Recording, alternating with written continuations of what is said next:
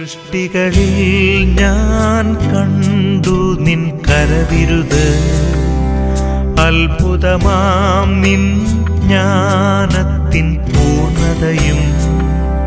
സൃഷ്ടികളിൽ ഞാൻ കണ്ടു നിൻ കരവിരുത്, അത്ഭുതമാം നിൻ ജ്ഞാനത്തിൻ പൂർണ്ണതയും. പകരം എന്തു നൽകും ഞാനിനി, നന്ദിയാലെന്നും